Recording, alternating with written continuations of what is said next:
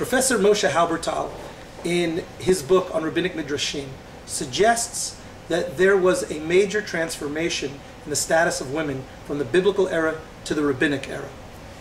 He notes that if you read through the Torah, you basically will find that the default position of women is to be subservient to a man.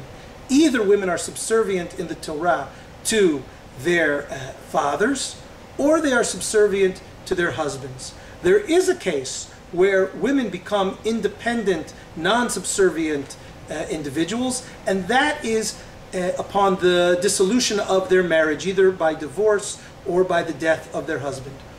This pattern can be read right into the beginning of this week's Parsha, where the Torah tells us that a father can annul the vows of a daughter that she makes in his home, and a husband can annul the vows of a wife that she makes in his home as well.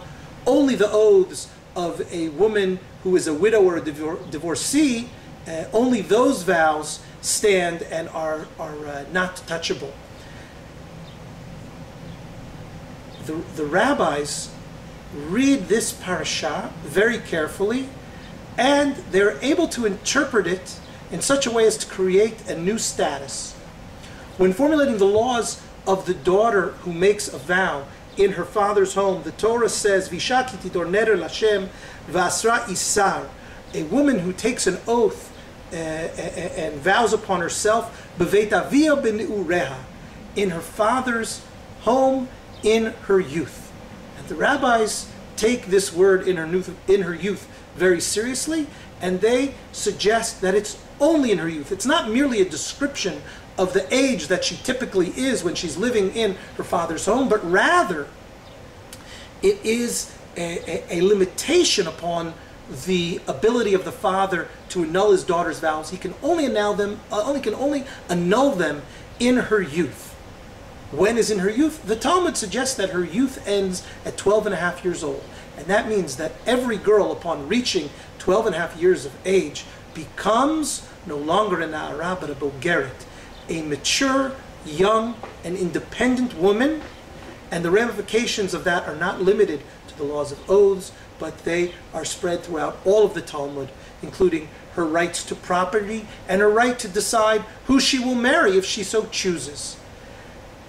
This understanding of the term b'neureha can be put in a larger context. Rabbi Yehuda Gilad, our Rosh Yeshivat, in an article that he published in Vizot Lihuda, suggests that that the halacha evolved over time, and this evolution began with women having very, very limited status in halacha, and grew to today to having a very, very substantial and independent status.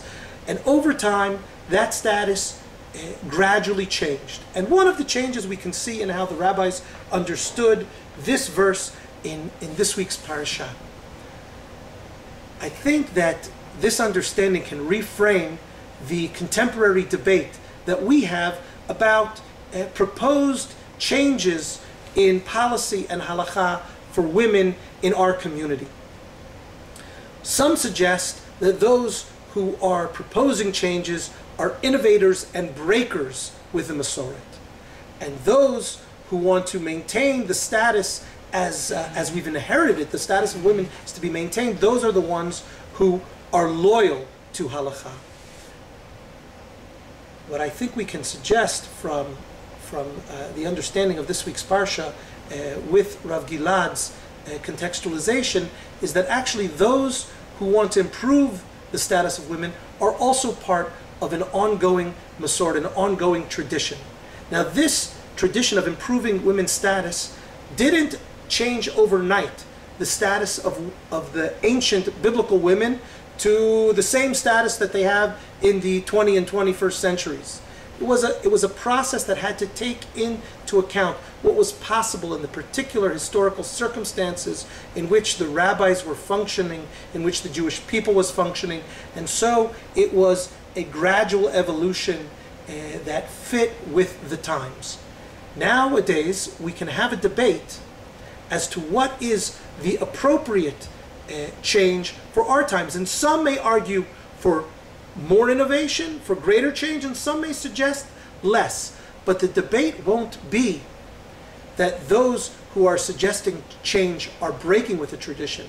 The debate will be what changes, what evolution is appropriate for our times. Shabbat Shalom.